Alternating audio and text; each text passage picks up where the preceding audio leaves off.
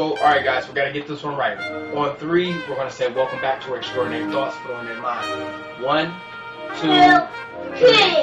Welcome back to Extraordinary Minds. And we back. That'll work right there. Yeah. And we back. And we Yeah. back. And we back. And we back. And we Y'all did y'all best. And that's all that matters. Now, before we get started with this episode, don't forget to hit the subscribe button, like this episode, share this podcast, and if you can, do me a favor, head on down to the review section and leave an honest review, because this podcast was dedicated to helping us become a better version of ourselves. And I don't know what that version is, but I know that just like we need a little bit more money, just like we need a little bit more sleep, just like we need a little bit more of anything in life, we deserve to be a little better than what we are right now. And this episode is brought to you by Rise Scenario-Based Training. That's right, Rise Scenario-Based Training, where we create the opportunity so you can rise to the occasion. Back home. Now, with that being said, man, like I bring to y'all one of my first guests, like one of my my first guests on the show. And this man right here that I bring on the show is a clinical psychiatrist, a published author, and the list of books just go down. It's Knowledge Before College, Uncomfortable Topics, Self-Love Prompt Journal, a series of mental health journals. And this one right here is a little bit close to the heart. I really like this one. Kai and Dad Collection, an actual book with him and his daughter. Ladies and gentlemen, I bring to you R'Taveous Merritt, also known as RT. RT, did I get your last name right? Did I say it right? You did, man. You did. What's funny is we've been cool for so long. It's crazy that, like you said, the history, and for a minute, you did get the name right. And I just want to give you your flowers, like we talked about, and what you just said for everybody. Just consistency is key, because I remember when he started, like you said, I was his first guest, and I remember he had about 10 to 12 followers. To now he got thousands, and it's just all because of him being consistent. And I remember telling him about every book that he named off, like, I'm gonna write a book. And then now look, we both did it. So just the consistency is just key. And I'm proud of you, bro. And I just want to give you your flowers right now. Like, I'm extremely proud of how far you came. Just like before we even started the show, like I said, I'm huge on giving somebody their flowers, because like you said, you could have quit, you could have stopped, but you kept going the whole way. So just to see where you at now, I'm honored to be on the show again. Man, I just really want to just take a moment, man, and just say, I really want to say thank you for, just taking that risk with me. You know what I mean? Just a man in your field, when I reached out to you, and when we talk about like the time spent, we're talking about 2019. At the end of 2019 is when I had reached out. We had just got the podcast off the ground, so it really meant a lot for you to take a risk with me and hop on the episode with me, and we get there and we get to talking and everything, and it's amazing to see us both just grow. You know what I mean? Absolutely. Yeah. Now, with that being said, man, like before we even get into the topics, I'm gonna just be 100% honest with you, bro. Lately, man, like, and I don't know if you listen to him. But do you know who Maxwell is? The singer? Yeah. Dog. I didn't know Maxwell had that many hits. Yes. Maxwell had the 90s in a chokehold, bro. He did. And I'm sitting back, man. And I know we got some shit to talk. But I gotta get this off my chest, man. Absolutely. This been on my spirit for quite some time, man. Maxwell had the 90s in a chokehold, man. Like, I'm thinking, like, I've been listening to Woman's Worth, Fortunate. Like, I'm listening to all the songs. Yeah. But with that being said, man, as we switch gears, since it has been so long since we have done an episode, and just to get everybody just reacquainted with you, could you just do me a favor, man? Just go ahead, tell me a little bit about yourself. Absolutely. So, like you said, for the ones that don't know, a licensed psychologist. I got my master's early at 22. I was 21 turning 22. And I've been in the field ever since. I was in the field before doing internships. But then from there, I just found a love for helping people. And then finding, like you said, even with you, finding your own journey, you know what I mean?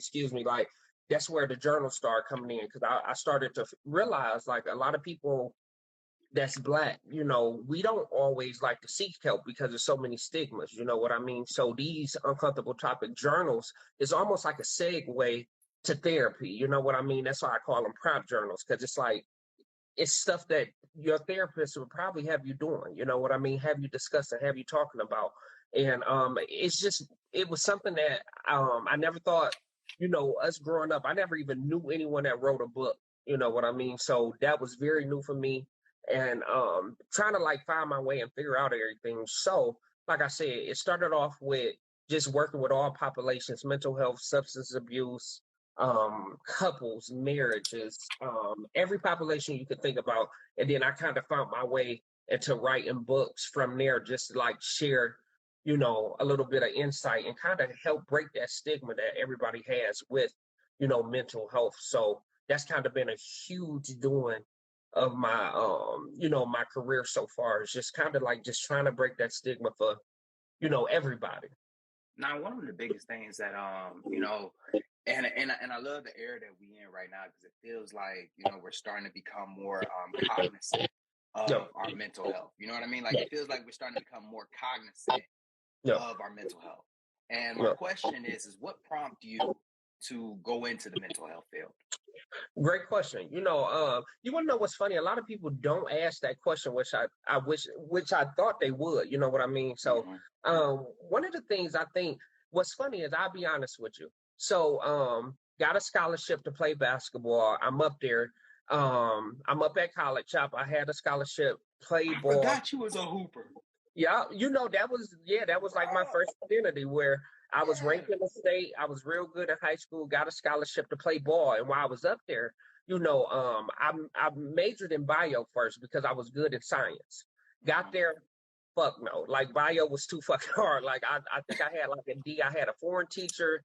I'm like, hell no. Somebody on the basketball team was like, hey, bro, you always giving me advice about the ladies and stuff like that. You might as well look into psychology. Me, I don't know what the hell psychology is. You know what I mean? But he like, it'll help you with the ladies, and it'll help you, go ahead and, get your mat game even stronger than it is. I get in there, and then I start realizing things about myself. I start seeing certain family members with these diagnoses, and I'm starting to figure out like, damn, that's why this person act like this and that person act like this, or even why I deal with certain traumas the way I do. And I started to fall in love with it.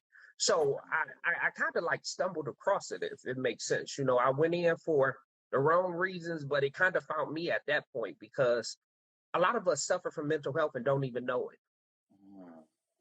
So I agree.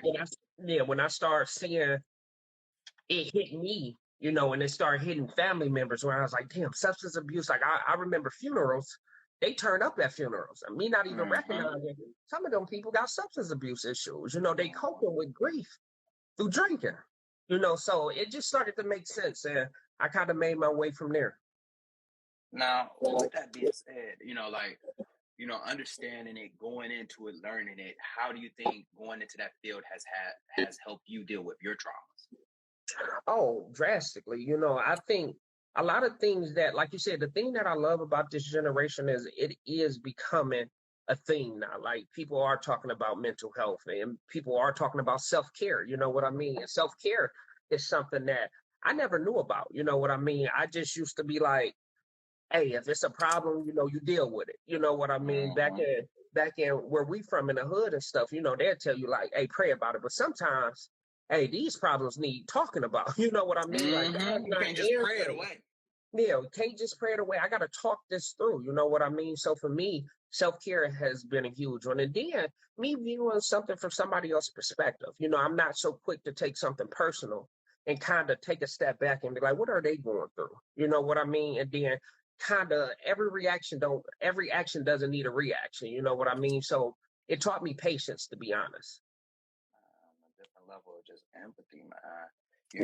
And as I sit back, man, I really sit back and I think about like, just mental health overall, and just diving into the idea of that mental health field, and just having a podcast dedicated to mental health. It allows you to, you got to have a certain level of transparency about certain things. You feel me? Like you gotta like really like be open about like what you're talking about, but also you also gotta be able to look inside of you Vulnerable. and To be start vulnerable. to be very vulnerable, Yeah. very vulnerable, and to start peeling back those layers. And as you peel back those layers, you start to just realize like where the trauma started. That's Now, deep. Yeah. one of the biggest things, and this is the reason why, because for a lot of people that don't know, and I'm glad that we're doing this episode live, because there was something, it was something just on my spirit. You know what I mean? It was on my spirit, and it had just been dwelling on me. It had been on my mind, and I constantly had been seeing it. I kept hearing it and seeing bits and pieces of it. And the topic that was on my mind was, and it was a statement, and it said that your son is not the man of the house. Okay. And I wanted to talk about it. I really wanted to talk about it, but I just didn't feel comfortable because I felt like there was still some things that I just there were bits and pieces still missing from that subject.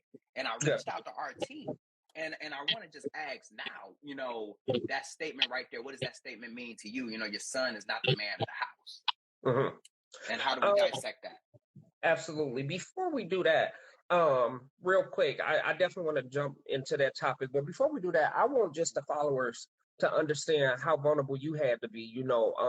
A couple of people hit me up last minute, like, hey, we're trying to watch the episode. We want to watch the episode. And within 2 minutes, hey, let's do it. And we just talked about being vulnerable with a topic that can be touching for a lot of people. You know what I mean? With different upbringing. So I commend you for that, like that courage to be vulnerable, to even be like, let's go live, because going live is not easy. You know what I mean? A lot of times when it looks easy for the ones that, don't do it. But I just want to commend you on that right quick. You know what I mean? Really so appreciate it. Like I said, flowers for that, and I appreciate you for that. But that topic right there, when you brought that topic up to me, it's funny because we talked for about an hour before, like off camera, like that could have been a podcast within itself. But I think that's Absolutely. the topic that almost goes undiagnosed in a Black family. You know what I mean? In a lot of families, not just Black, but Black mainly, because you think about it, where we talked about it. It's a touchy subject, but the thing that I told you, which I think might ruffle feathers, but I mean it in no disrespect, because like I said, anybody that's going through this right now or that's been through this, like I said, I mean no disrespect from what I'm about to say, but the first thing that I hear is failed marriage or failed relationships, so you promote your son to that position. And you don't even realize how that stunts the growth, his emotional growth, because you got to think about he's taking on some responsibilities that's not his. You giving him the man of the house at 15. You know what I mean? So think about what that does with him. And another thing that we talked about before is self-care. When you think about how draining that is for a man. Absolutely. Oh, please go ahead. No, go ahead. No. And when you bring that up, especially when you say 15, man, like one of the stories that I tell, dealing with a father who battles with addiction. I remember being 8 and he's sitting me down and he's saying, hey, I'm gonna be, you're gonna have to be the man of the house. Yep. And this is me at 8. You feel me? Like we having this conversation at 8. Yep. And I did not understand what he meant until he left. And I ended up actually becoming the man of the house. Yep. So by 15, I'm working, but I'm not working for, to put any money in my pocket. I'm working because, I got to put food on the table. I'm trying to help provide. And let's stop right there. So something that people don't look about, think about what you just said. You're working at 9, 10, you hustling, you doing what you want. So a lot of the things when it comes to environmental is a lot of times that's when people turn to the streets. I got to get some fast money to feed my family. You know what I mean? So they're not even looking at the long-term jeopardy that this may cause, but they're looking at, I got to feed my family right then and now. You know what I mean? So think about how stressful that is. And think about, you're stripped of your childhood. You know what I mean? You're not able to be a child at that age. And seeing it in therapy, it goes undiagnosed a lot, where a guy tell you, I had to do it. I had to do what I had to do. My mama needed me. My little sisters needed me. My brothers needed me. So I had to get out here and work.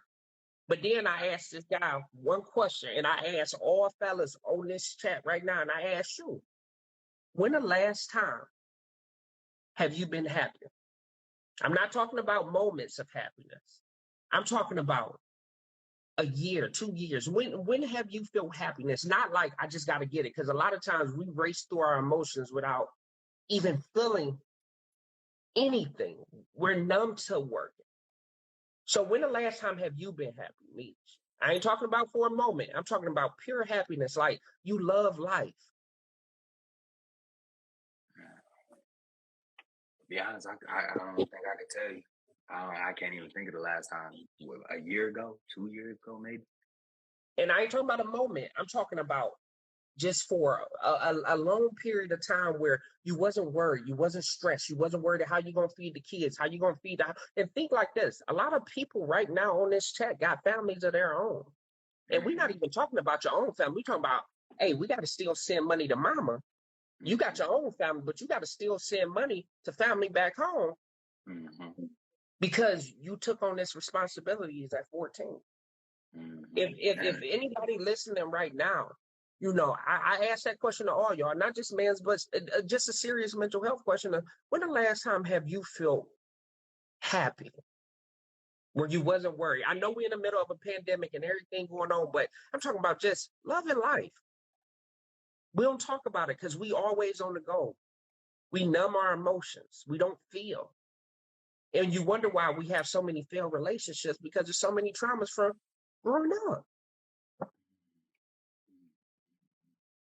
You know, and even that statement right there, man, like, you know, as I try to dive deeper and try to find out when's the last time I truly felt happiness, you know, you bring up, you know, racing through your emotions.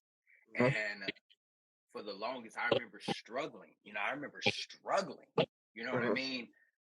With my emotions. And I'm not talking about like struggling as a child with my emotions. I'm talking about in adulthood, I'm struggling with my emotions in a sense that I don't know how to express my sadness without being angry. I don't know how to express, you know, happiness in a sense of, you know, I'm legit happy. You know, I only know, you know, either I'm happy for a moment and then I got to get back to grinding, or I'm angry about a second, but regardless, I still got to get back to grinding. And after that, there's no other emotions that I'm truly even allowed to feel, you know, and it really makes you think back to the moments where you ended up stepping into that provider role, you stepped into that protector role. Those were almost emotions that you end up having to give up, or you just had to repress. Yeah, because you take on so many other hats. You know what I mean? I love what I just seen somebody say. A society doesn't allow males to be vulnerable or to feel emotions because they project leader, provider, protector, but oftentimes they don't see what all we endure. When your mom said, you take that on the chin, don't worry, ma, I got you. Your sister said, hey, I got y'all. My brother said, I got y'all. You know, so you're steady on the go, but what you don't realize is you get burnt out. So that anger that you repress comes from you getting burnt out. A lot of us don't have self-care. We don't have time for self-care. We're so busy being dad, so busy being husband. When the last time you had time for yourself? When you did something for yourself? But like you said, when you take on that responsibility, you don't have time. Absolutely. Somebody just said, you don't have time for it. Things have to get done. Yeah. And I remember, our team, man, we had a conversation about this already, but you're going through it emotionally again. And it's, I remember a time where, I can't really remember a time where I sincerely enjoyed things. Working at my first job, getting paid for the first time. You know what I mean? Like, I don't really remember that at that moment. You know what I mean? Because the moment that I received the money, I was already giving it back into the household. Yeah. Because it was a responsibility. And really, if we want to break it down, it's a responsibility from the parents. You know what I mean? So they say they're going to teach you responsibilities, but that's their responsibility. You ain't asked to be here, but they promoted you to a role that's unfair. And it Now, happens so many times because it's survival at that point. absolutely, absolutely, and it's like you get promoted into this role, and you know you're helping out. Like you don't realize how wrong it is, or you don't realize that there is wrong in this situation because you proud of it. You know, I'm providing Yep. for my family. I'm helping out. You know what I Yep. mean? So as you go into adulthood, you already feel like, you know, I have the experience for it. Not Yep. realizing that you stepped into a man's role and you ain't even fully went through puberty yet. Yep. Yep. And like let's flip the cloth. You know what I mean? And I mean there's no disrespect to any women followers. You know what I mean? But hear me out. What if we switched the roles to we had a single father with a 15-year-old girl that she had to do all the duties of a wife?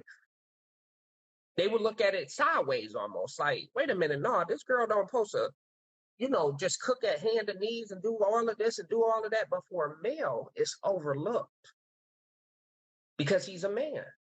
And it's not right from any side, but I'm just saying how a lot of people are saying how society looks at a man. If he's not providing, I even heard some women say, if a guy's not providing, he's not a man. What?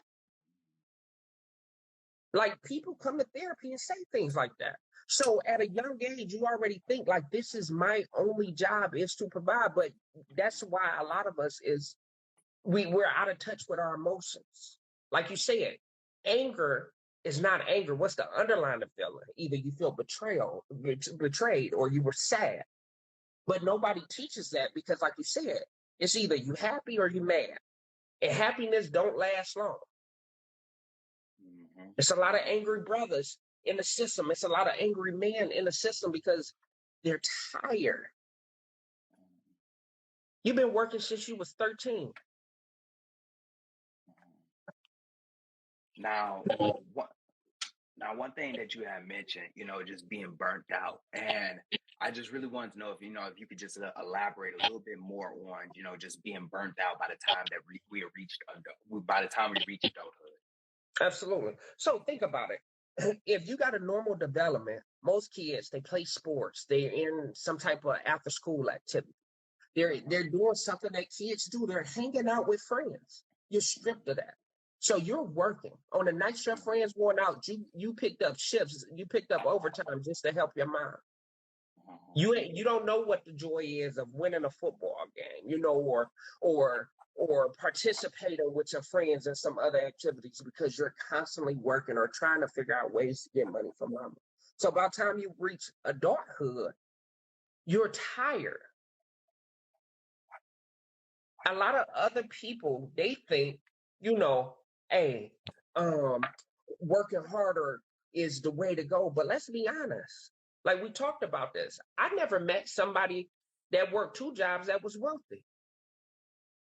It's not about working harder. It's about working smarter.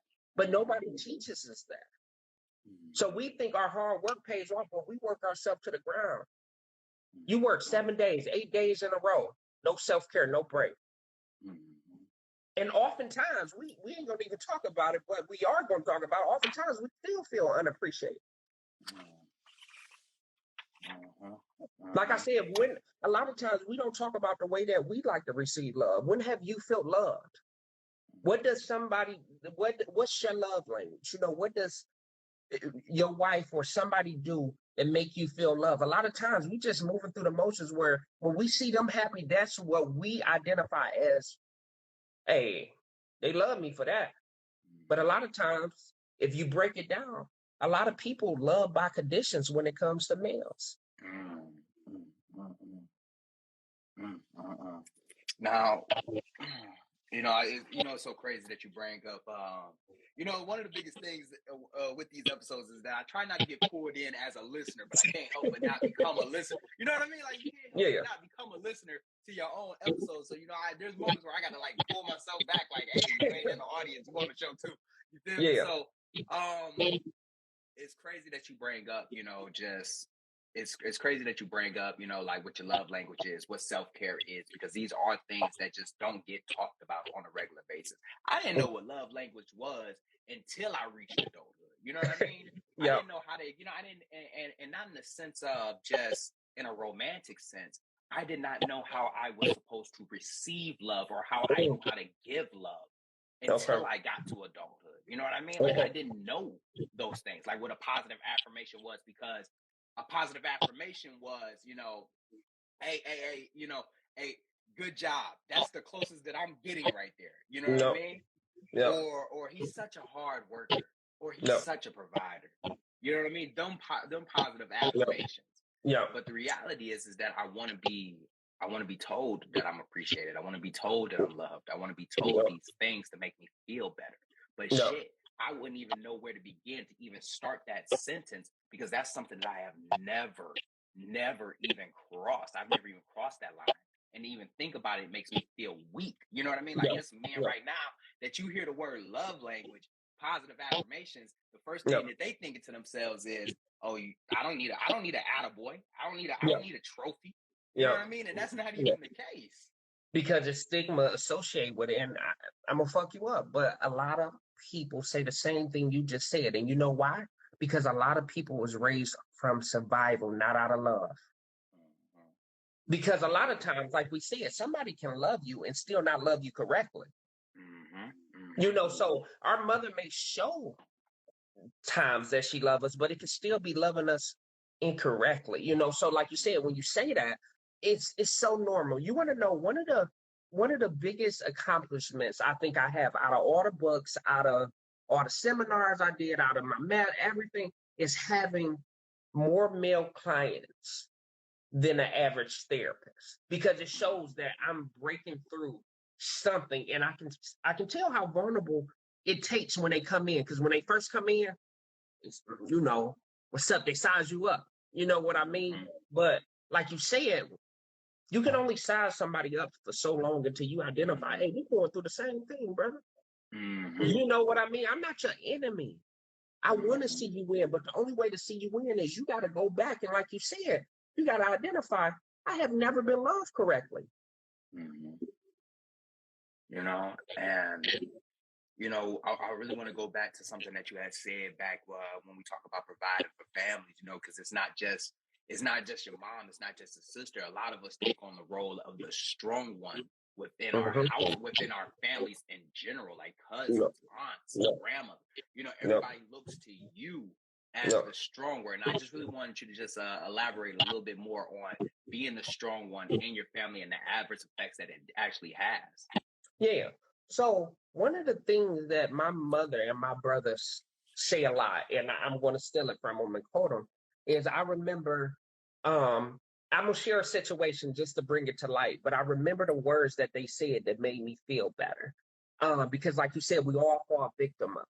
So remind you, I'm a therapist. I make mistakes just like everybody else. A lot of times people think they got all the answers. Not true at all. So I remember I was fresh into the therapy game. I'm young. I'm about 21, 22. Got my own office. Shit hit the fan quick. I get a call, my auntie died. All right. I go to the hospital.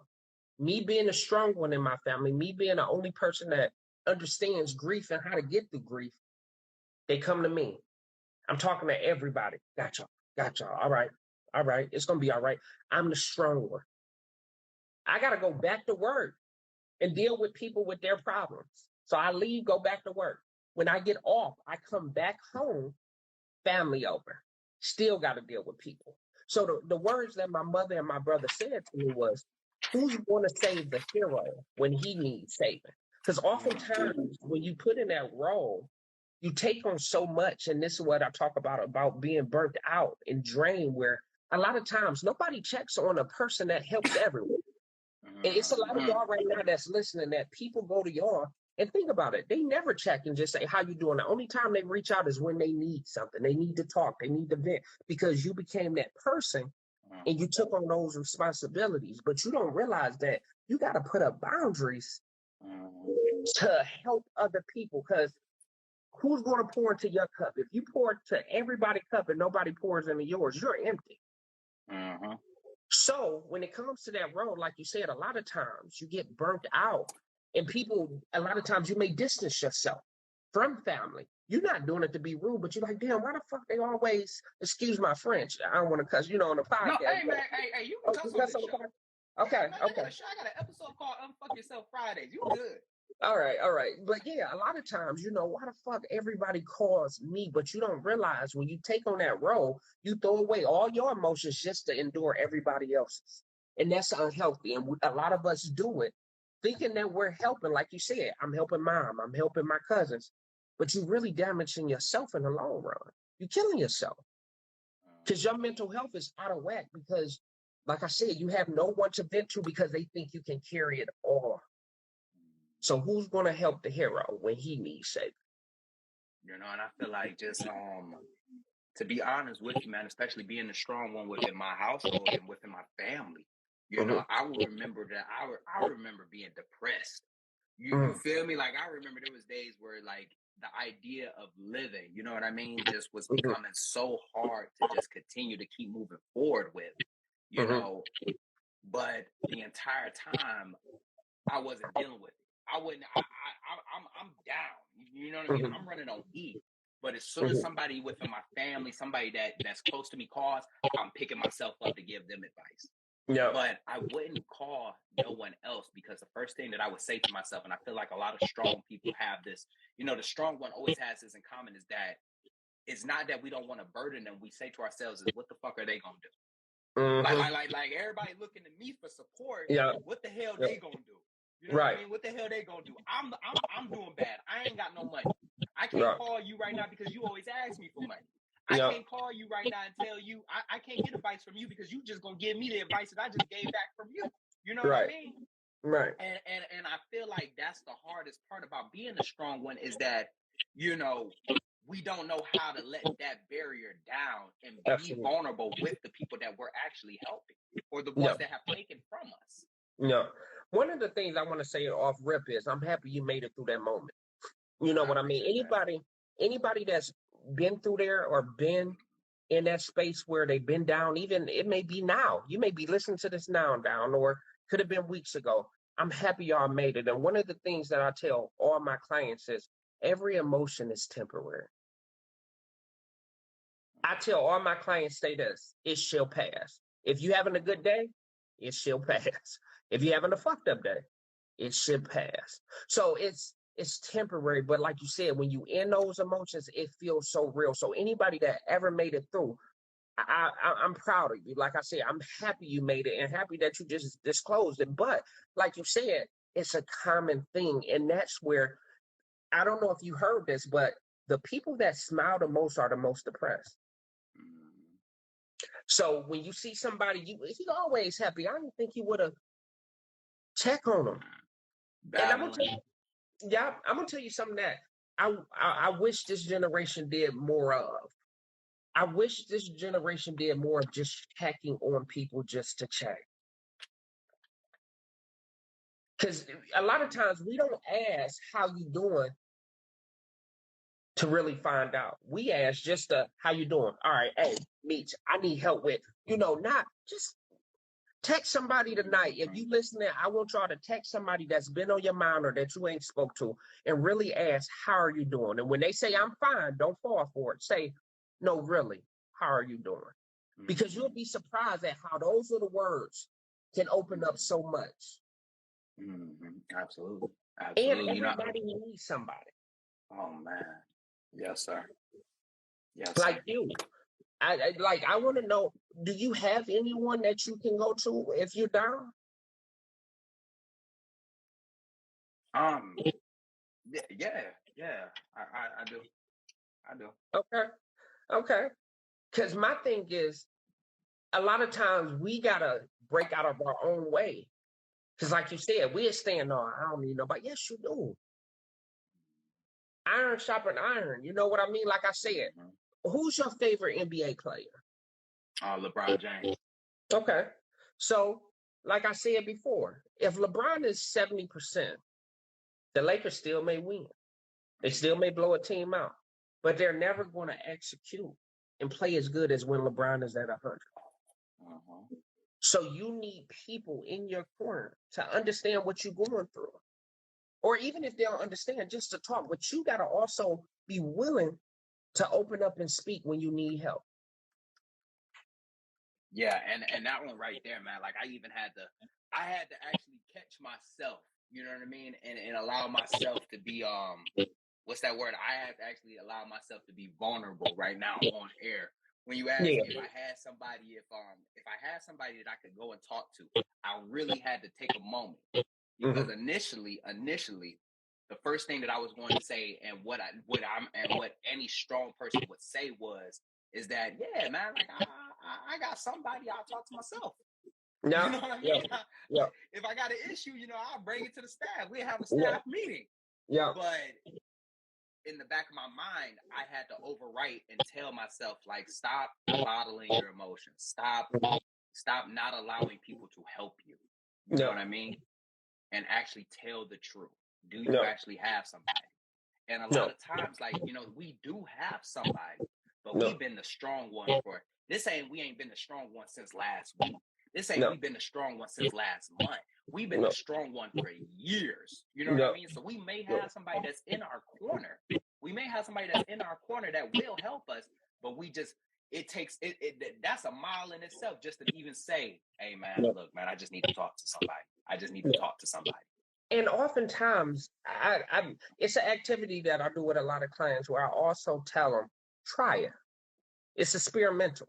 Try it. Because oftentimes, the people that you least think that can help you are always the ones that can. So I give flowers while they're here. So one of the biggest things, since I got into therapy, I have came across all types of people, millionaires, doctors, my friends that went to major league colleges, The person that helps me the most just got their high school diploma. It's my mom. Like, she didn't go to college. But the shit she say hit so deep in the wisdom that she give me where if I'm having a bad day, I say she's my therapist, where I laugh and I'm like, this was your calling. It wasn't supposed to be, because she'd just know I'm having a fucked up day, but she'd just ask me some mornings where we might not talk a day, 2 days, and she'd text me randomly. How you doing? Mm-hmm. And I try to act cool. I'm good. I'm getting my workload done. I'm saving lives. Yourself. And she, no, take that mask off. Take that mask off. How are you doing? And then it break me down a little bit, where it hit me, where it's like I'm scared.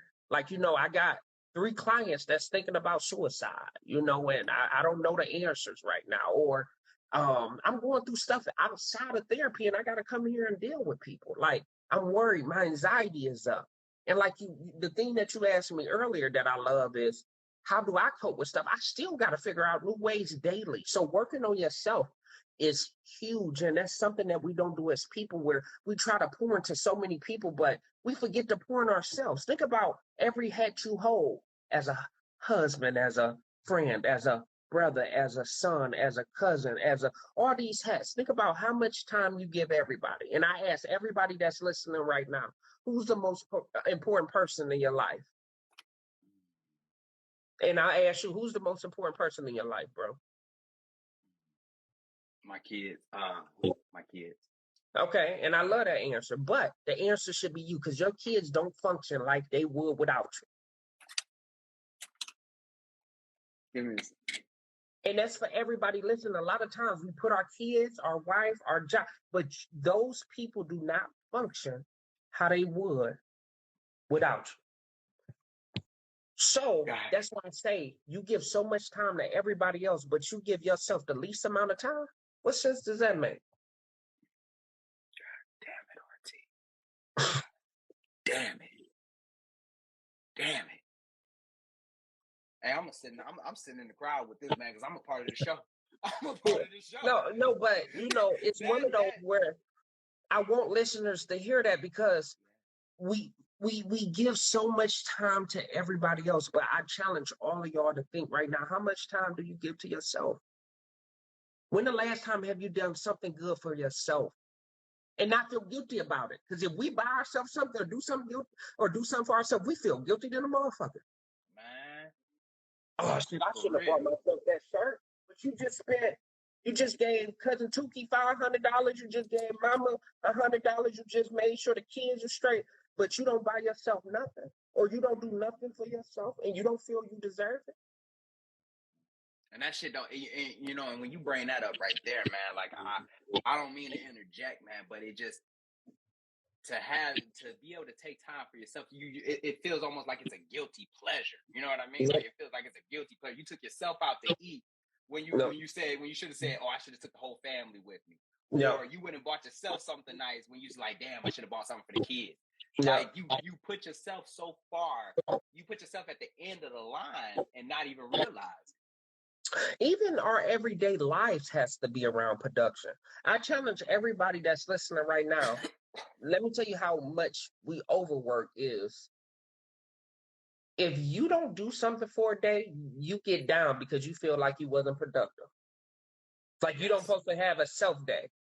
You know, like you're supposed to have a day to yourself because we feel like every day we got to do something. But we're in a rat race. You know what I mean? So it's like, it's never enough time. And we let the littlest things bother us. Because we're always on edge. And what you said, the bottom things in, I call that the high air effect. Because it blows and blows until it busts. And then that's where some type of action happens where you're not even yourself, but you reacted in a type of way, because that's what burnouts look like for males. A lot of my clients that come in, they make bad decisions, and they make bad decisions because they don't seek help way further. They come in, hey man, why you just snap on no boy like that? Like you just punched him because you felt like he disrespected you. What does that look like? No, you mad at some shit that happened 3 weeks ago, but you haven't even identified it because you just kept it moving. A lot of us don't feel heard, don't feel appreciated, so we carry that in the workplace. Oh, I gotta prove that I'm a man. Prove what? Man, it's crazy that you bring that part up right there, just the pressure cooker in general, because there's been times where, you know, I would lash out to loved ones, to coworkers, to friends, you know, over something so small, but it wasn't that small thing that actually set me off. I had actually been bothered by it since Monday. You know what I mean? And here we are now, Friday, I'm lashing out at you. You know what I mean? Or I something that I should have addressed when we first met, I just let it just build and fester. And then finally it just overflowed and I just couldn't contain it no more. And now I'm picking up the pieces to something where I should have already had addressed prior, but now I done blew it up in everybody else's face. But you know why you did it? Why? Because to communicate that is vulnerable. To communicate you did something to me that hurt me as a man is too vulnerable for us to talk to. So I want to do something for all the ladies that's listening. If you have a man that opens up to you and share things with you, that's one of the best gifts that he can give to you, because that vulnerability is unheard of. And for a man, we have to learn how to become more vulnerable, but we're so scared that they're going to use it against us that oftentimes we don't open up. But like I said, you need somebody. And we don't have enough fellas talking. You know what I mean? Like, I love your podcast for this reason, because it's not too many. The only time we can talk is at the barbershop.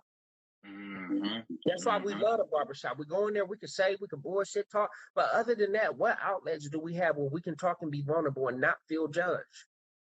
Man, I can't even think of it. You know, so that's the sad part. But you not being able to think of it is the reason why we in this rat race right now. You know what I mean? Like I said, when a guy comes in, even talking to me, it's tough at first. Until I know how tough it is, how awkward it is right now. But when they open up, you will never believe some of the shit that some people endure. You know, the hurt that's been hurting since childhood, that they just kept moving. We don't know how to deal with grief because we feel like we're responsible for everything, for hurt, depression. You know, I really just want to just take a moment, man, and just say, you know, like, can we normalize?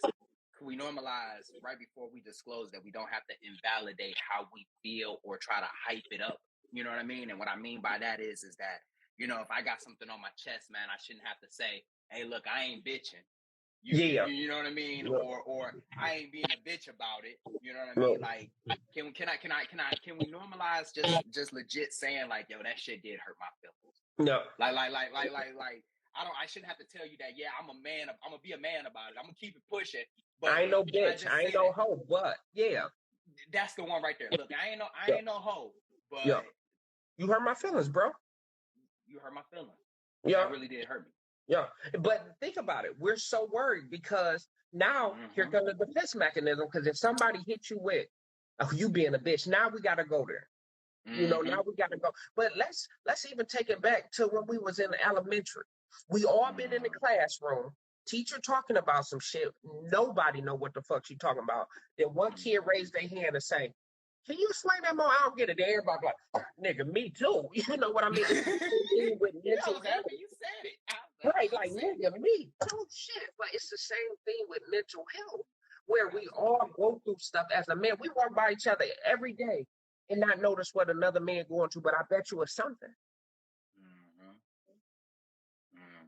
If there's anybody on here that can tell me, and look, I'm proud of you if you can, but can tell me when they've been happy for more than a year, 2 years, 3 years, not like just going by the motions or numb, but literally like enjoying life where no worries, no doubt, because we don't have the time to feel emotions. Either you bottom them up or you become numb. Immediately. And as you talk about just numb, I can assure you it took me years, and I use myself as an example because, you know, I just try to be transparent towards things. Absolutely. But it just took me so many years to not be numb to my emotions. You know what I mean? How did you get out of that, if you don't mind me asking? Man, honestly, it was either that or become an alcoholic. You know, I gave myself those alternatives. You know, because you know, when you're numb to it for so long, you know what I mean? Like, it becomes, you know, the same way that addiction works, you know, like each high, it seems like you get further and further from your initial high. No. It gets harder and harder to become, you know, to numb yourself to those, you know what I mean? And then after a while, you need help. You know, you need something that's going to push it down a little bit, you know? And for me, you know, I start self-coping. And I remember when the anxiety started to get the best of me, when the depression started to get the best of me, I couldn't tell nobody. Let me rephrase that. It's not that I could not tell nobody. I did not want to tell anybody. And I didn't want to tell anybody because I didn't want to compromise who I was to them in their eyes. So I would just go home and I would just drink it. You know what I mean? I would drink until I felt better. I would sit alone until I felt better. I would listen to music until I felt better. But for some reason, no matter how many times I tried to feel better, it seemed like I was just feeling worse. You know what I mean? So I would just drink more. And it got to the point where I was starting to pass out on my patio. You know what I mean? I'm waking up because a dog barked. You know? And it was either I acknowledge what's going on with me, or I'm going to end up becoming an alcoholic because I can't keep doing this. And once I did that, my bad. Go ahead. No, like I said, just your vulnerability. I feel like right now, it's a lot of niggas in the classroom, like, nigga, me too. You know what I mean? So by you saying it, you open up that door. And like you said, one of the things about substance abuse that I find crazy, and when I first got into it, is every story is, not every story, but almost every story is identical to that. It starts from an issue and them not knowing how to cope with that issue, and they turn to something to help reduce it, or they think numb it, but they still got to deal with it at the end of the day. So like I said again, I'm happy you made it through that, because a lot of people don't.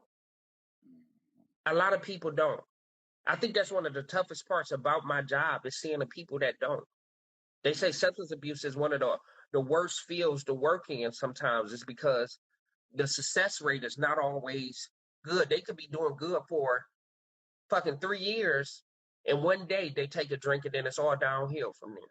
So for you getting to that, I don't want you to minimize that, because like we talked about before, let's normalize not minimizing something.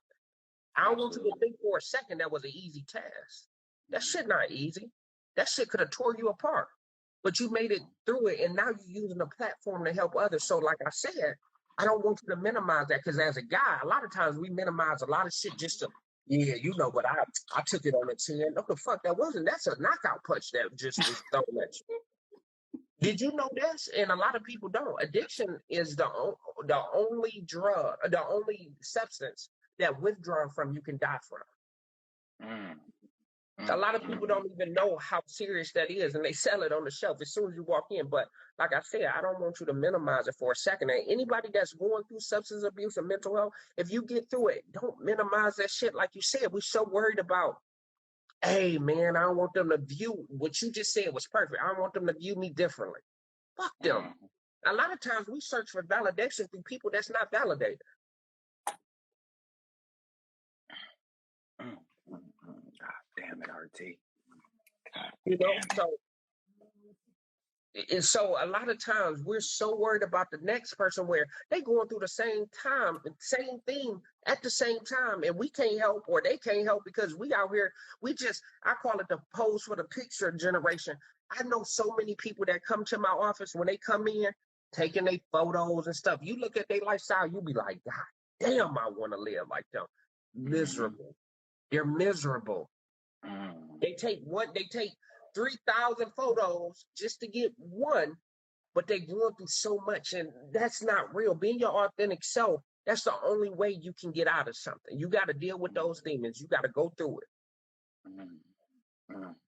You know, I really want to just, as you bring up, like, taking those 3,000 photos, I remember during that period of depression, man, like, I would sit there and, you know, still try to show up to social media, right? Like, still try to show up.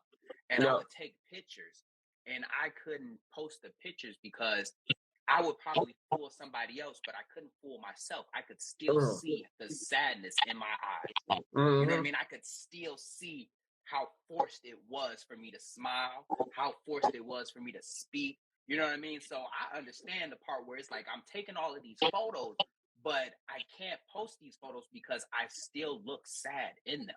Even though I'm smiling, I still can see the pain. You know what I mean? Yeah. And it goes to social media in itself. Like, even seeing that, sometimes you got to be careful of social media from the other standpoint, because if you see so many people happy, you get to wonder, why the fuck I ain't happy? But they're not. They're not. So like you said, at that moment, it's so tough. But like you said, you working through it, you had to go through it. I call it transitioning through your transition. Like, it can't rain forever is what I tell people. So whatever you being depressed about, you got to figure out the stem of it. You know what I mean? But like you said, so many people go through it. Absolutely. You know, and as we go through it, man, you know, one thing that I will say, and as we segue into the next portion of the show, you know, I would say that understanding, battling, almost becoming an alcoholic and depending so much on alcohol to help me get through the day gave me a different understanding. And the understanding that it gave me was towards my father. You know what I mean? Like, and I remember saying to myself, as I woke up that morning on the porch, on the same porch that I was just drinking on the night before, you know what I mean? And realizing that I had passed out.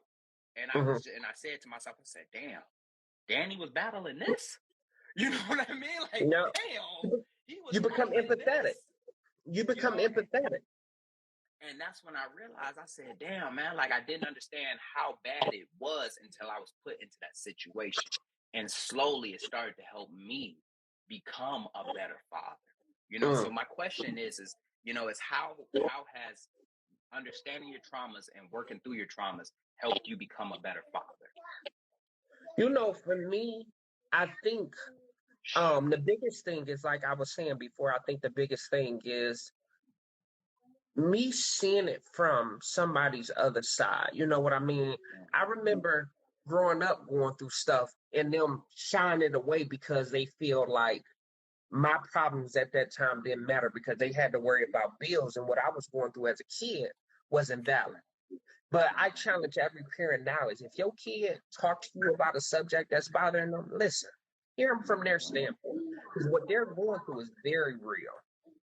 And me working at the school now as a counselor, because that's when I transitioned to the school, I see it so much that bullying is different now. You know what I mean? So Yes. me working through my own traumas had to be like, never feel like your trauma is better or worse than somebody else's, if that makes sense. You know what I mean? So, like I said, me being a better father, I'm having these talks with my daughter at an early age of, you know, what does love look like? You know, what does love feel like? What does emotions? If you're mad, tell me why you're mad. You know what I mean? Let's talk through it. So we have like check-ins where she loves check-ins, where I dress it up funny, where I tell her like, let's have a real nigga seminar. But really, that's the mental health. But she thinks it's the funniest thing in the world, because if I just come out, like, you gotta kind of match your child. If I come out and say, Dad want to talk, Dad, oh no, you know what I mean? But hey, let's have a real nigga seminar. Let's chill in the car. Let's get some food, and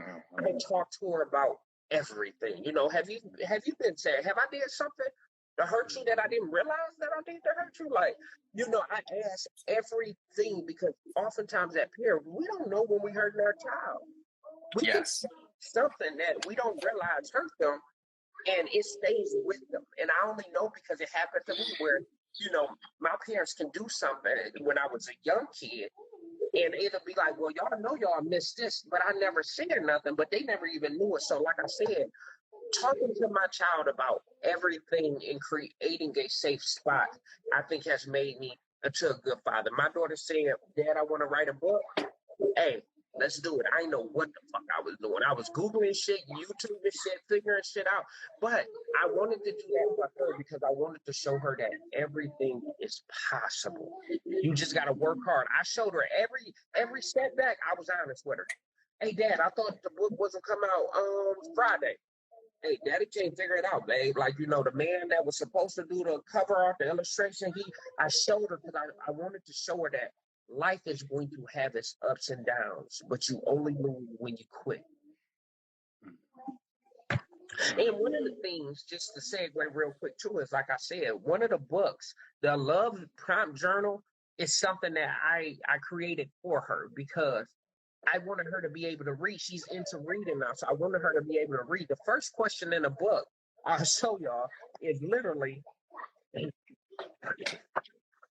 I don't know if y'all can see that, but do I love myself? You know what I mean? So the first question I asked her is, do you love yourself? And what that look like.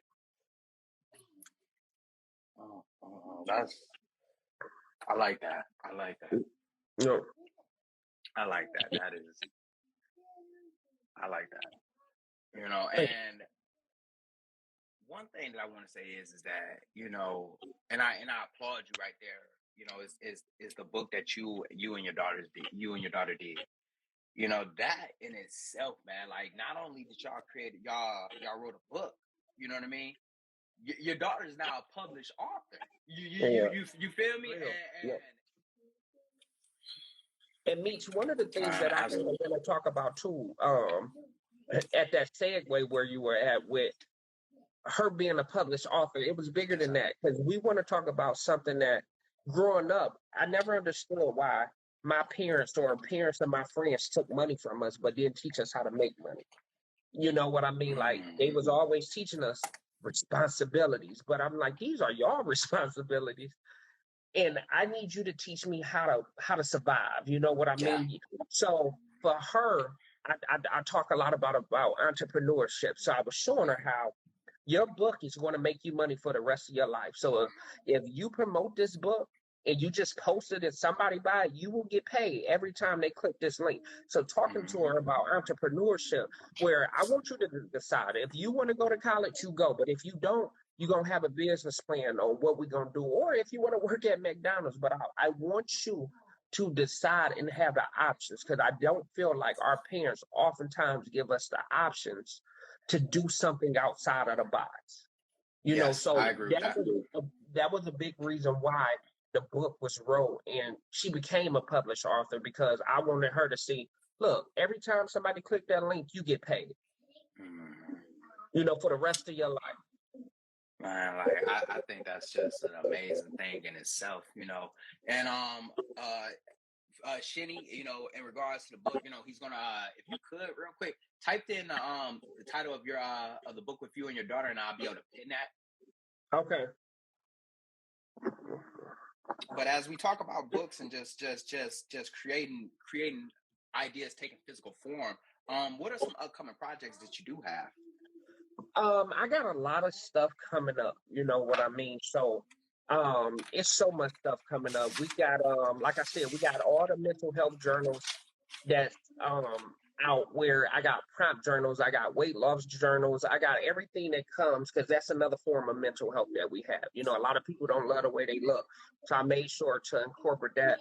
I got a romantic book coming out. It's called From Your Mind to My Lips. And this gonna be a game changer. I don't think it's been too many books out that's like this, because we're adding technology into this book. So I ain't gonna say too much, but me and my partner, we got some stuff that's, you know, that's lit for y'all. But more movies, more books. The YouTube is coming, and then too, like I said, I've been behind the scenes so much with the therapy. I'm ready to come out, because like I said, I just want to be the voice for the people that's scared to talk, you know, and that's where uncomfortable topics came from, talking about topics until they're comfortable. I like that one. I remember, you know, what's so crazy is that I remember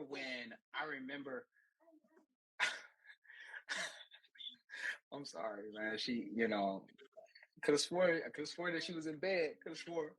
Hey, look, it's parenthood. Hey, I'm not mad at you. You know. But I remember, you know what's so crazy is that I remember when you told me about uncomfortable topics, and I remember telling you, like, damn, that's a good ass name. You know what I mean? Like, damn, that's a good ass name for a book. You know? No. And as we move, if you could just tell us just a little bit more about uncomfortable topics, and as you move from that, just tell us about what prompted the idea to get into the journals. Because I started journaling and didn't realize how much this was a portion of my life that I actually should have had. I needed it. Yeah. So great, bro. I'm happy that you said it. But for anybody that never been to therapy, is journaling is huge in therapy, you know. So I always say for my clients, I love for them to have a gratitude journal, you know, like list things that you're grateful for. And sometimes that help take away, you know, the anxiety or the depression. You know what I mean? I always say anxiety is for the future and depression is for the past. So the journals sometimes help you stay in a moment. Like I tell people, list 3 things a day, you know, that you're grateful for it. Because think about it. It's somebody right now that's wishing they could see this podcast, but they can't because they don't got eyes. They're blind. Somebody right now that wishing they could hear this podcast, but they can't because they can't hear. So sometimes your worst day is somebody else's best day, you know? So the journals was something that I created where, you know, I wanted to have my own brand for our community as well, where I see a lot of journals that's just nothing, but to have a prompt journal that can go through what you may talk about in therapy. Like it's questions in here. Like I just went to one page where, does social media play a role in your life? The life I want for myself? And am I comparing myself to unrealistic expectations? And then you journal about what those are. So it's questions in there, you know. So every journal that I have is literally for a situation. Like From the Mind to Your Lips book, it's about a guy that learns to love a woman in a million ways instead of one woman in one. I said it backwards. It's a guy that learns to love one woman in a million ways instead of a million women in one. So it breaks down how we have to go through love, you know what I mean, and what love look like from a guy standpoint. It is very sexual, but it's also very therapeutic, and it's written from there. So everything I do, I try to incorporate some type of therapy. The knowledge is before college. It's about you know, it's a book I think everybody should read. All my books are on Amazon. You can type in Kai and Dad for her child's book, but Knowledge Before College. It's something where everything we talked about, network and mental health, it's the secrets. It's the title is literally, what if I told you this book had 15 tips to get you ahead in life in less than 30 pages? So I kind of go through all the secrets and the gems that we talk about through therapy, like you said, how to cope with things, how to deal with things. You know, so uncomfortable topics kind of came from that, not having a space to talk about these issues. So I just wanted to create something safe for our people. Man, I just really want to just take a moment, man, and just tell you, like, thank you for just not only creating this space, you feel me, but be able to create those products that we can just take with us and be able to read. Because, like, it does mean a lot, and it helps us be able to take that step into therapy. You know what I mean? Because I'll be the first one that says that I was very skeptical into going into therapy and just like, you know, because I didn't want, you know the stigma behind it. No. You know, if I'm seeing a therapist, I must be crazy or I must be Yeah. going through something. No. But I love that you brought that up because I always break therapy up into multiple compartments. You know what I mean? So therapy, I always say, sometimes you need therapy just for maintenance. You know what I mean? Just to make sure my shit is going the way it's supposed to. You got some cases that you need therapy because it's a lot of shit going on in your life. And then you have some times where you don't know. And that's why I said the uncomfortable topics, this journal right here is literally, if you ever thought about going to therapy, this is on Amazon. It's the self-love journal. If you ever thought about going to therapy, I say buy this journal first. And if this journal resonates with you, I definitely think you should go to therapy because I always, like for my clients, they joke with me, but they literally say, I could have just bought the book instead of came, but you know, they laughing. But I always say it's like, it's almost like, you know, a beginner step to introducing you into therapy. And it's where you can be by yourself. And it's questions that you may never been asked. I like that. I like that, man. I like that. But as we come to a close to this episode, man, I just really want to just take a moment and just say, RT, man, like, thank you, bro. I knew this episode was gonna be good. You know what I mean? I knew this episode was gonna be good. I knew it coming into it. You feel me? Just for the conversations that we've had, man. I appreciate the friendship that we do have. You know what I mean? Absolutely. That right there is what I really appreciate the most, man, because it's not every day that you can just reach out to somebody and then just say to yourself, like, hey, man, do you mind doing an episode with me? You know, like, hey, what do you think about this? So I truly, truly appreciate this conversation, bro. Like, it means everything. Yeah, absolutely. And on the same token, you know what I mean? It's not too many people that would reach out and have me on an episode talking about a topic that, you know, it's not always a hot commodity to talk about mental health and everything that's going on. So, like I said, I love it because it's genuine. You know what I mean? We reach out about stuff that's not even about topics, that just ideas like, hey, bro, what do you think like that? So, like I said, I'm saying it on air so people know, but I'm your person too. You know what I mean? If you ever need to vent, need to talk, I'm your person, and I feel the same for you. Where I might have a day where I'm like, hey, I need you. You know what I mean? So I love that it's genuine, and I love that, like I said, you got a platform for us where it's needed. You know what I mean? It's needed. Man, absolutely, bro. Absolutely, man. Now, with that being said, man, like for those who did not catch any of those things that he had just said, I'm talking about all the books, the upcoming projects. Please stay tuned because this was spur of the moment, you know, with a lot of episodes. So we decided to give y'all something that y'all could just tap into and be able to react to in the moment. But with that being said, this episode will drop again Monday. And what I mean by Monday, I'm talking about this Monday coming up. It will be available on the podcast. And with that being said, man, do you have any final words, man? Like if there's anything that you could say to somebody right now that could help them with their 2022, or just anything in general, some last minute information. Yeah. Well, first, like you said, for the ones that don't know, make sure y'all go follow this man. Big things are happening. Like you said, it's going to drop. And like I said, don't just listen to my episode. I don't want that. You know, make sure that traffic keeps going because if he wins, we all win. You know what I mean? Right. So I want you to listen to his old content and his new content because, like I said, you're amazing, man. And I don't want you to minimize that.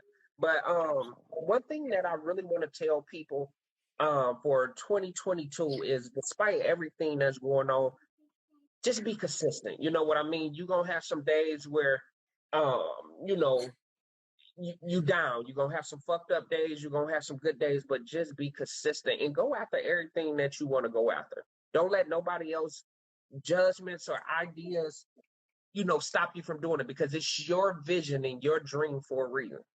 You know what I mean? Absolutely. So I only say it because think about where me and you was at. When you told me you wanted to start a podcast, imagine if I would have like, man, that's stupid as fuck. I said I wanted to write a book. Hey, man, that's stupid as fuck. But instead of us just, you know, hey, we did it. You know what I mean? We could have stopped. I'm going to just leave it at that. You know what I mean? So, No. like You I know, said, I know we was coming to the close of the episode, man, but that brings up just something in general, bro. Like I appreciate you being open to my idea. You know, and this was something that I had talked about back in my first book. You know, a lot of dreams get killed before they can take physical form. And what I mean by that is that, you know, we end up telling somebody that's close to us, we tell a friend, we tell somebody in our family, we tell somebody that we have love and respect. You know what? Fuck it. That's one topic that we just got to, like, if you don't mind, man, can I just get you for one more, you know, just for a couple of more minutes? Absolutely. You know, and we tell somebody, you know, that we have love and respect for, you know what I mean?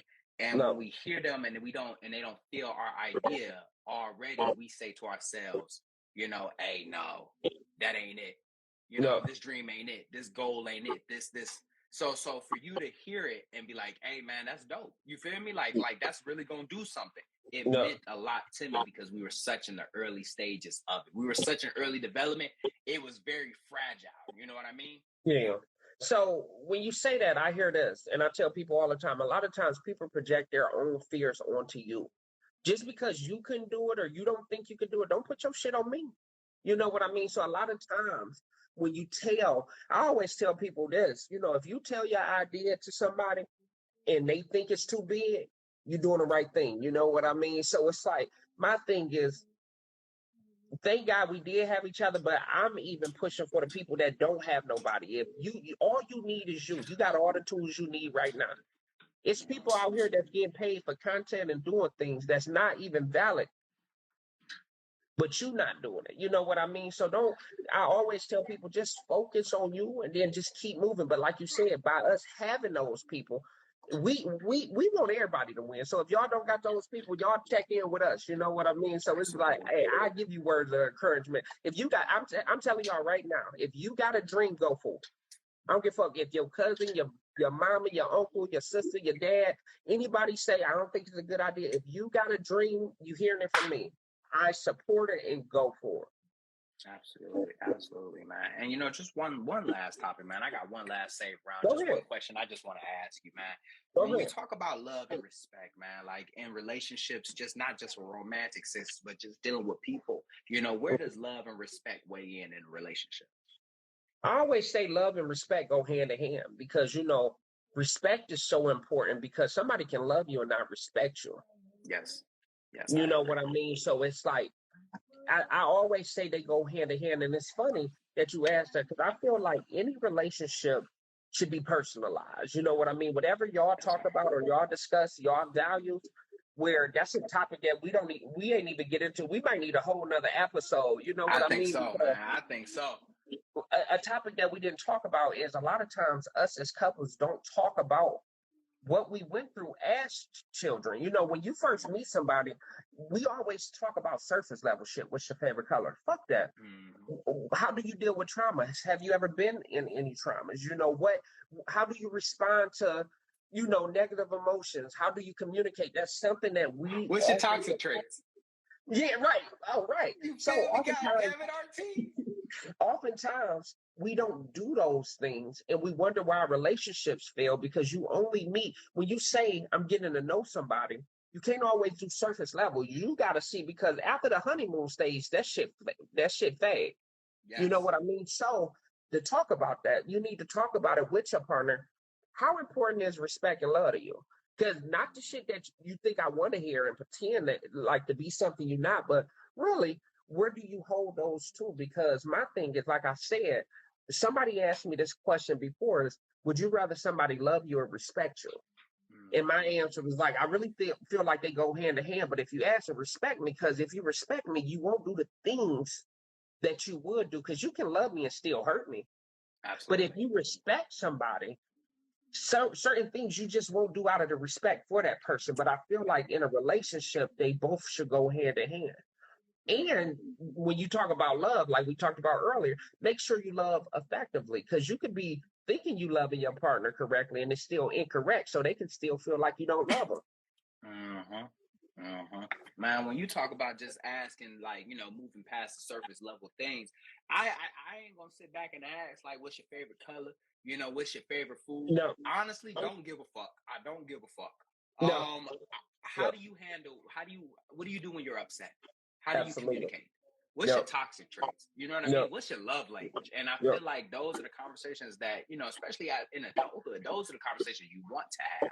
You know what I mean? I want to know how you react to me when you're mad. Do you need space? Do you want to communicate? Do you bottle it up? Is this a conversation that we're going to have 2 weeks later? You know what I mean?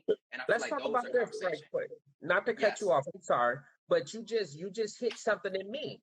Because one of the things, like you said, your toxic traits, I think, even being more detailed, where have you ever been abused and have you ever been an abuser? Because I'm not talking about sexual abuse, but even verbal and physical. You know what I mean? Because how that looks in relationships is very big, where a lot of times guys come to me and their partner verbally abuses them without them even knowing it. And it triggers them back into childhood. And this is a whole different, like I said, topic of why he reacts, why he shuts down. A lot of times women say, I want a guy to communicate. Tell me what you want. But a guy can tell you exactly what you want. And if it's not what you want to hear, you downplay and he shuts down. And this is where it comes into that play of guys don't know how to communicate. But that's bullshit. I see it all the time that they know how to communicate. But it's all about if they feel unheard or unappreciative, or if it's not a safe place. That's a deeper conversation that you got to have with your partner.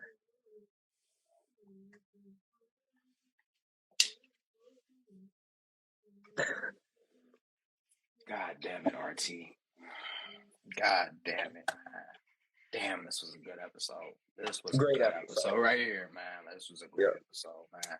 But just like that, another extraordinary thought left this ordinary mind. I hope you enjoyed this episode half as much as we enjoyed making it. Once again, this episode will come out Monday. RT, man, I can't thank you anymore. I can't thank you any more than what I've already thanked you. This episode was truly amazing, bro. Like, it really was, dog. Like, I appreciate you.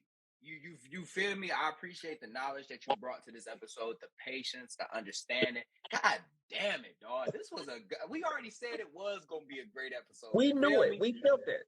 I want to tell people right quick. And if y'all got any questions, can we take maybe 2 or 3 questions? If anybody has, because I won't. If y'all got any questions, make sure y'all write in. But also, I just want to say, let me tell you when you know something's genuine. You know what I mean? Because me and him, we just alike. We're very professional, so we love to prep. You know what I mean? Like, hey, what topics do you want to talk about? Da da da. It's always respect, and I feel like that's a huge respect, and I thank you for that. But we talked for about an hour about these topics and other topics when we were supposed to talk for about 5 minutes. You know what I mean? So it's one of those where, for him, like I said again, to be vulnerable on this space at last minute, where we changed everything we talked about just so we know some of y'all want to hear. And like I said, I love the interaction with every single one of y'all, so we appreciate it. But like I said, it's just to have something genuine and to have this space to talk about it.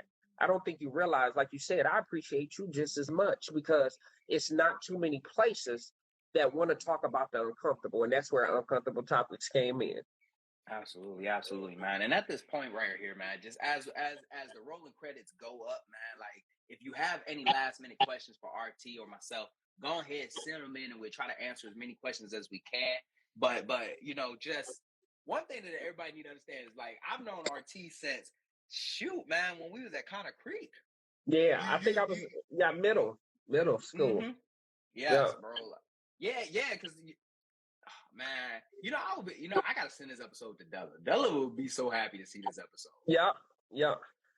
So like that right there, man, like, just, you never realize, and just a moment of transparency, man, just when I go out there and I speak, I'm so quick to tell people, like, I come from a place where a lot of people didn't make it out, but I fail to talk about the people who have made it out. You know what I mean? Yeah. And that's one thing that I think moving forward, I'm gonna start mentioning a lot more, is the people who have made it out. You know what I mean? Because you're one of the you are truly an inspiration to me, man. Thank you, bro. I appreciate it, bro. But with that being said, if y'all have no questions, man, see y'all Monday. Stay tuned Monday for this episode. Stay hungry, stay motivated. I'm out. All right, see y'all. Thank y'all. And just like that, another extraordinary thought left this ordinary mind. I hope you enjoyed this episode half as much as I enjoyed making it. Stay tuned every Monday as we bring you another episode. And lastly, don't forget to like this podcast, subscribe to this podcast, and share this podcast, because this podcast was dedicated to helping you become a better version of yourself. And I don't know who needs to hear that, but just like we need more sleep, just like we need more money, we deserve to be a better version of ourselves. Stay hungry, stay motivated. I'm out.